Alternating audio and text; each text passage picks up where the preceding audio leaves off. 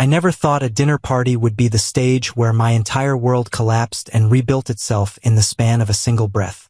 But life has a way of hiding the sharpest knives inside the softest moments. Let me take you back to that night. The night my son looked at me like I was nothing more than a servant in his own home. The night his fiancée grabbed my trembling hand and spoke words that made 30 people drop their forks in unison. The night my own blood chose his future in-laws over the father who raised him alone for 22 years. My name is David. I am 57 years old. And this is the story of how I learned that sometimes the people you love the most are the ones waiting to burn you alive. It started, as these things often do, with a phone call I should have seen coming. My son, Michael, called me on a Tuesday afternoon. I remember because I was in the middle of fixing a leaky faucet in my small apartment, the kind of place I moved into after the divorce, the kind of place that still smells like loneliness no matter how many scented candles I burn. My hands were wet, my knees were sore from kneeling on the linoleum floor, and when I saw his name flash on my phone screen, my heart did that familiar leap it always does when my only child reaches out. I wiped my hands on my jeans and answered on the second ring. "Hey, Dad," Michael said, his voice casual, the kind of casual that usually comes right before a favor. I smiled because that's what fathers do. Even when we know we're being used, we smile. "Hey, buddy, what's going on?"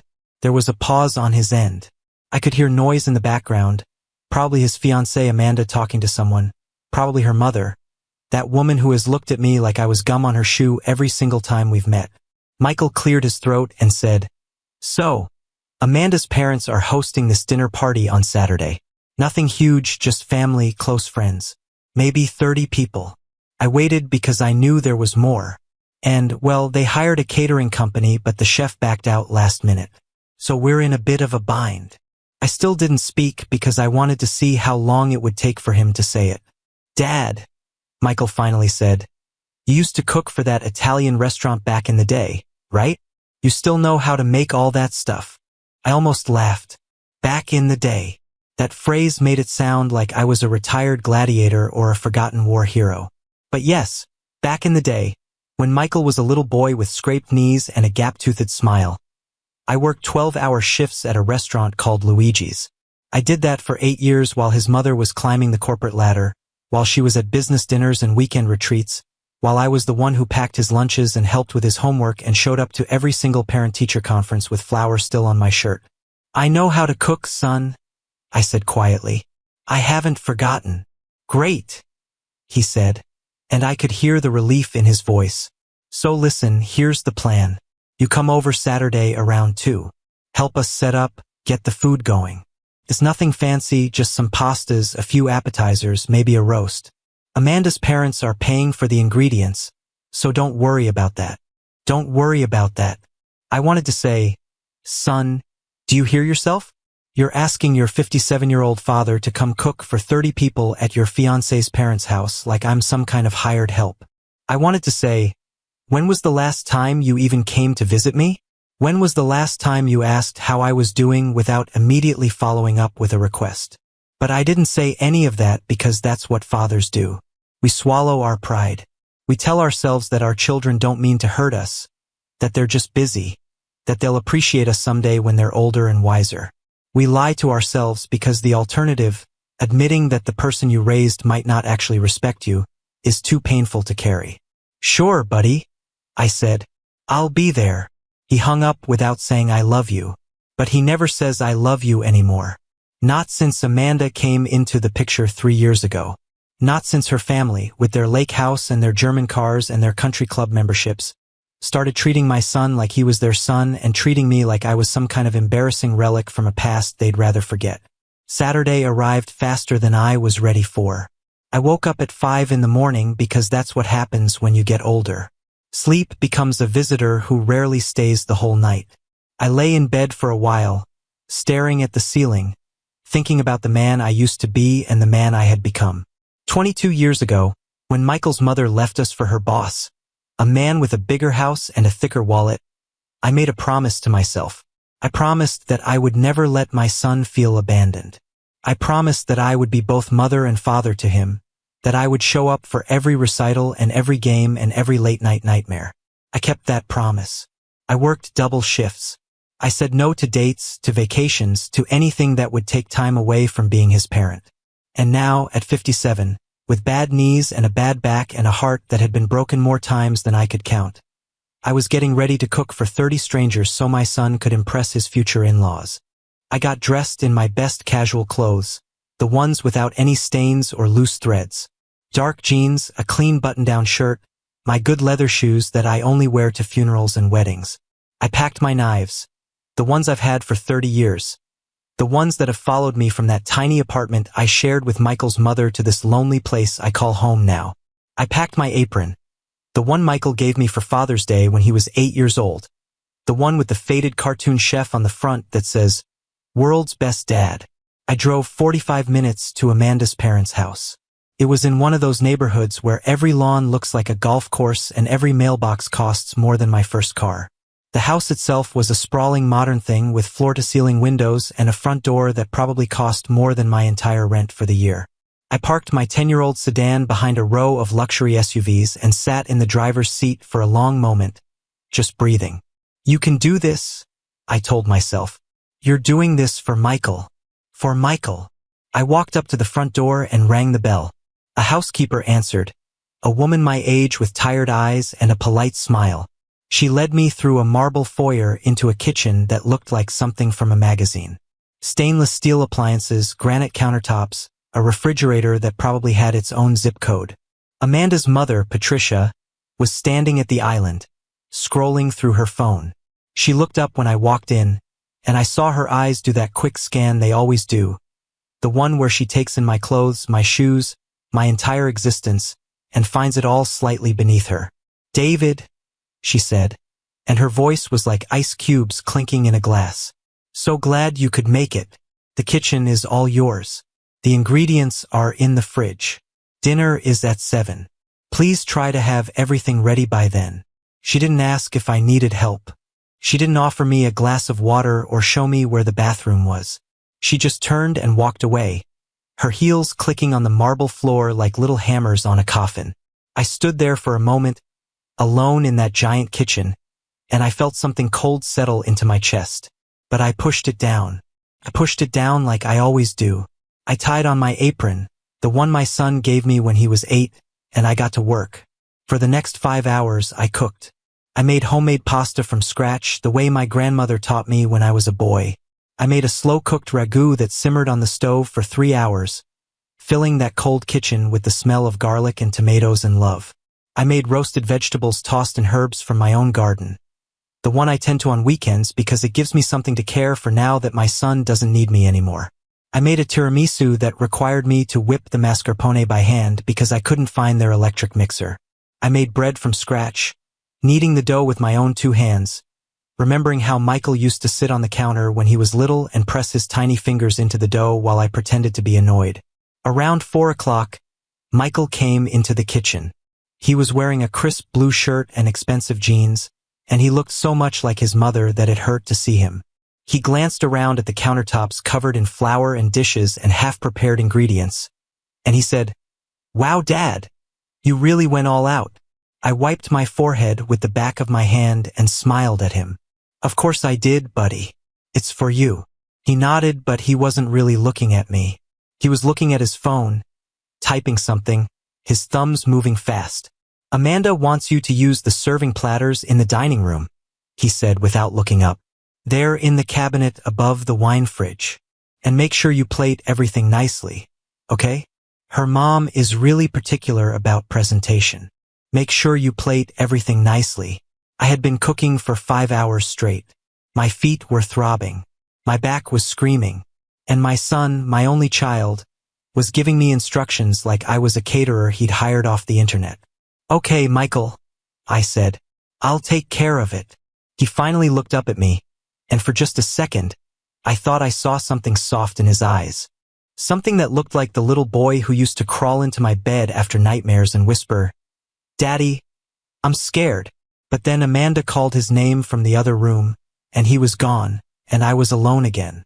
At 6:30, the guests started arriving. I could hear them through the kitchen door, the murmur of voices, the clink of glasses, the fake laughter of people performing happiness for one another. I kept cooking, kept plating, kept wiping down countertops. I was sweating through my shirt. My hands were wrinkled from washing dishes. I hadn't eaten anything all day. At 7 o'clock, Michael came back into the kitchen. His face was flushed, probably from the wine he'd been drinking.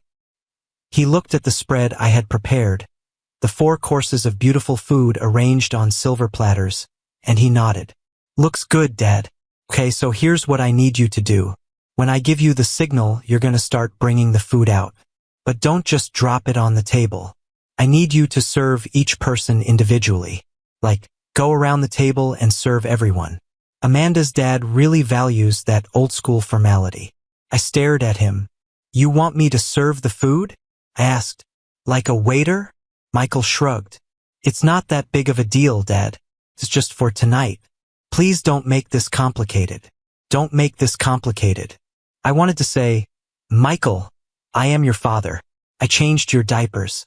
I taught you how to ride a bike. I sat by your hospital bed when you had pneumonia when you were 6 and I didn't sleep for 3 days. And now you want me to serve dinner to your girlfriend's family like I'm the help. But I didn't say any of that because that's what fathers do. We nod. We say okay.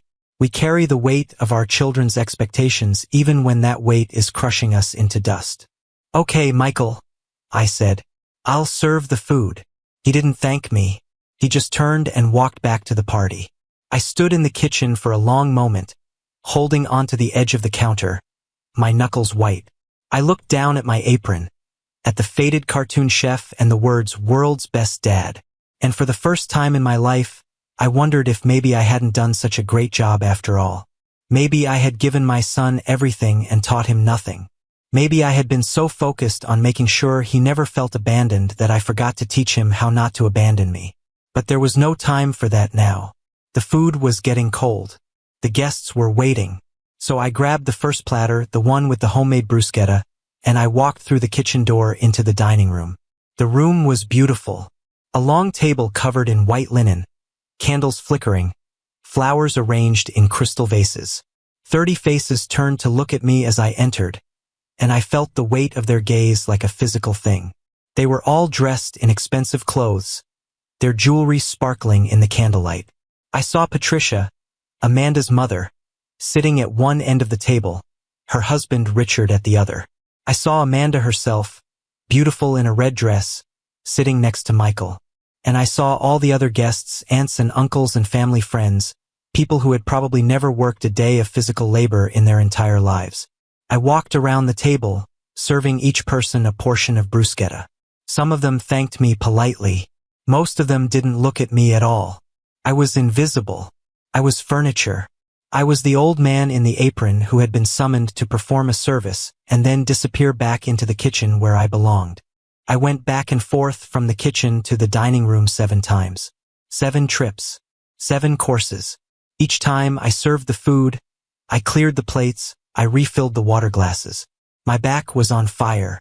My hands were shaking from exhaustion. And through it all, I smiled because that's what I do. That's what I've always done. Between the main course and dessert, I went into the kitchen to plate the tiramisu. I was alone again, standing at the counter, arranging the little cups on a silver tray. My vision was blurry from fatigue. I hadn't sat down in over 9 hours. I hadn't eaten. I hadn't even had a glass of water since noon. And then I heard the dining room door open behind me. I turned around, expecting Michael or maybe Patricia with another instruction. But it wasn't either of them. It was Amanda. She walked into the kitchen slowly, her red dress swishing against the floor. Her eyes were fixed on me, and there was something in her expression that I couldn't quite read. It wasn't hostility. It wasn't gratitude. It was something else, something that made the hair on the back of my neck stand up. "David," she said softly, "can I talk to you for a moment?" I set down the spoon I was holding and wiped my hands on my apron. "Of course, Amanda. What is it?" She walked closer, close enough that I could smell her perfume. Something floral and expensive. She looked at my apron, at the faded cartoon chef, and then back at my face. She opened her mouth, closed it, opened it again. And for just a moment, I saw something flicker in her eyes. Something that looked almost like guilt. "I need to tell you something," she said. "And I need you to listen without interrupting. Can you do that?" I nodded, confused. She took a deep breath. And then she reached out and took my hand. Her fingers were cold. Or maybe my fingers were cold. I couldn't tell anymore. I was so tired, so drained, so emptied out by the events of the day that I could barely feel anything at all. But I felt her hand in mine, small and soft, and I waited. "David," she said, her voice trembling slightly, "I need you to know something before dinner ends. I need everyone to know." "What are you talking about?" I asked. She squeezed my hand tighter.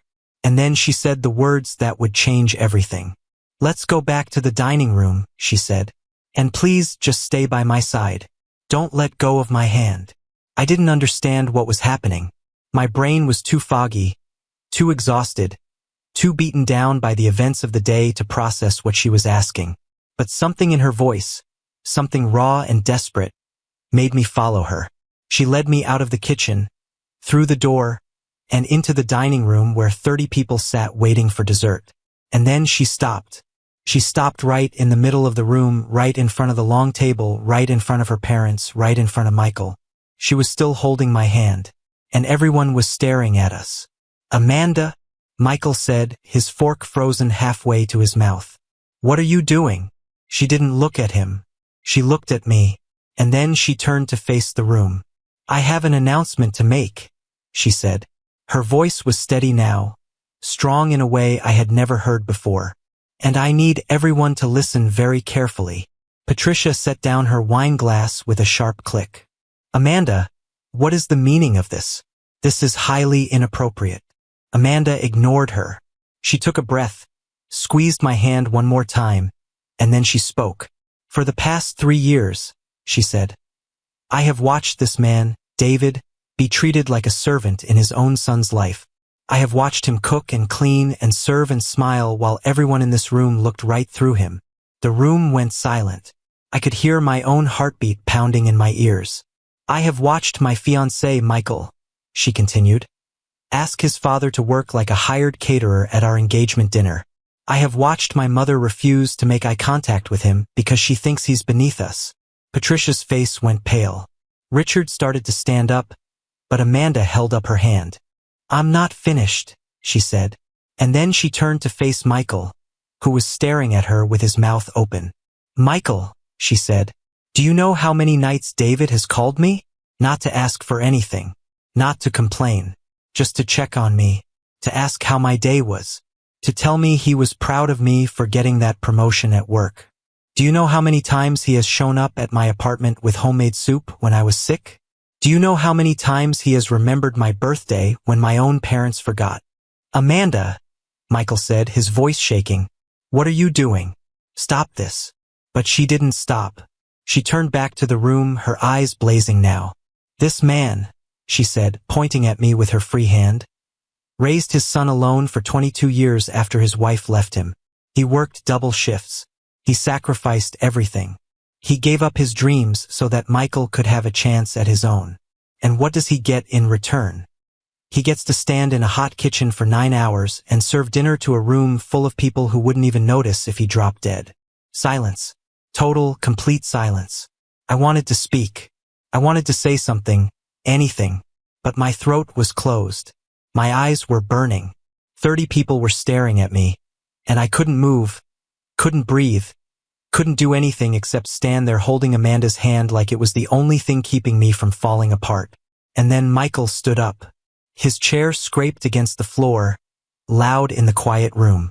His face was red, his eyes wide, his fists clenched at his sides. He looked at Amanda, then at me, then back at Amanda. And when he spoke, his voice was low and dangerous. "You're choosing him?" he said. "Over me? At our engagement dinner? In front of my parents?" Amanda looked at him, and I saw something harden in her face. Something that looked like the end of love. "I'm choosing what's right," she said. "And if you can't see how you've been treating your own father, Michael, then maybe you're not the man I thought I was going to marry." Michael made a sound, something between a laugh and a growl. He grabbed his jacket off the back of his chair and started for the door. But before he left, he turned to look at me one last time. His eyes were filled with something I had never seen before. Hatred. Pure, unfiltered hatred aimed at the man who had raised him. "You did this," he said to me. "You ruined everything." And then he walked out the door and slammed it behind him. The room erupted. Patricia was shouting at Amanda. Richard was on his phone, probably calling Michael. The guests were murmuring to each other, their faces a mix of shock and confusion and barely concealed delight at the drama unfolding before them. But I didn't hear any of it. All I could hear was the sound of my own blood rushing in my ears. Amanda turned to me. Her eyes were wet, but she was smiling. A real smile, not the polite one she wore at family dinners. "David," she said softly, "I'm sorry you had to find out like this. But someone had to say something. Someone had to stand up for you." I looked down at our hands, still intertwined. And then I looked back at her face. "Why?" I whispered. "Why would you do this? You just lost him. You just lost your fiancé, your family. Why?" She shook her head, and a tear slid down her cheek. "Because I know what it's like to be invisible," she said. "Because my parents have made me feel that way my whole life. And when I met you, when I saw how kind you were to me, how you treated me like a daughter when my own mother wouldn't even hug me, I realized that family isn't about blood. It's about who shows up. And David, you have shown up for me more times than anyone in this room ever has." I didn't know what to say. I didn't know how to process any of this. One moment I was a servant in a kitchen. The next I was the center of a family explosion that had just destroyed my son's engagement. But as I stood there in that beautiful dining room, surrounded by shocked faces and broken china and the lingering smell of my grandmother's ragu, I felt something shift inside me. Something that had been buried for a very long time. I felt seen. And I realized in that moment that sometimes the people we think are against us are actually the ones fighting hardest in our corner. Sometimes the betrayal we fear comes from the hand we least expect. And sometimes, just sometimes, the universe sends us an ally in the most unlikely package. I let go of Amanda's hand. I walked over to the kitchen, untied my apron, and folded it carefully. "The world's best dad." I looked at those words for a long moment, and then I hung the apron on the back of a chair and walked out the front door. I didn't look back. In the weeks that followed, Michael didn't speak to me. He didn't answer my calls, didn't respond to my texts, didn't acknowledge my existence. Patricia called me once, screaming about how I had ruined her daughter's reputation and destroyed their family's perfect image. I listened for a while and then I hung up. Amanda came to see me a few days after the dinner. She showed up at my apartment with a bottle of wine and a bag of groceries, and she cooked me dinner in my tiny kitchen while we talked about everything and nothing. She told me that she had been planning to break up with Michael for months, that she had seen the way he treated me and the way he treated her and the way he treated anyone who couldn't offer him something in return. She told me that the dinner party was supposed to be her last attempt to see if he would change, if he would treat me with the respect I deserved. And when he didn't, when he asked me to serve the food like a waiter, something inside her snapped. "I should have said something sooner," she said, stirring the sauce on my stove. "I should have stood up for you before it got to that point." I told her it wasn't her responsibility to stand up for me, that I was a grown man, that I should have stood up for myself. But she shook her head and said, "Sometimes the people we love need someone else to be brave for them. That's not weakness. That's just being human." A month later, Michael called me. It was 3 a.m, and I was half asleep when my phone buzzed on the nightstand. I almost didn't answer, but some part of me, the part that will always be his father no matter what he does, made me pick up. "Dad," he said. His voice was thick, slurred, like he'd been drinking. "I'm sorry. I'm so sorry." I sat up in bed, my heart pounding. "Where are you, Michael?" I asked. "Are you okay?" He laughed, a bitter, broken sound. "I'm at a bar. I've been at a lot of bars lately. Amanda won't talk to me. Her parents won't talk to me. My job is falling apart because I can't focus on anything. And I just keep thinking about that night. About what I did to you." I didn't say anything. I let him talk. "I was so embarrassed," he said. I was so embarrassed that my fiancée chose you over me in front of everyone. But the more I think about it, the more I realize that she didn't choose you over me. She chose decency over cruelty. She chose kindness over pride. And I was too blind to see it. He was crying now. I could hear it in his voice, the way it cracked and broke. "Dad," he said, "I treated you like garbage. I treated you like a servant. And you just took it. You just smiled and took it because that's what you've always done. You've taken everything from Mom leaving to me being a terrible son. And you never once complained. Why didn't you ever complain?" I closed my eyes. "Because you were my son," I said. "And I thought if I just kept showing up, eventually you would see me." I heard him take a shuddering breath. "I see you now, Dad. I see you." We talked for 3 hours that night. We talked about his childhood, about his mother leaving, about all the ways I had tried to be enough for him and all the ways I had failed. We talked about Amanda, about how much he had loved her and how much he had lost. We talked about the future, about what kind of man he wanted to become.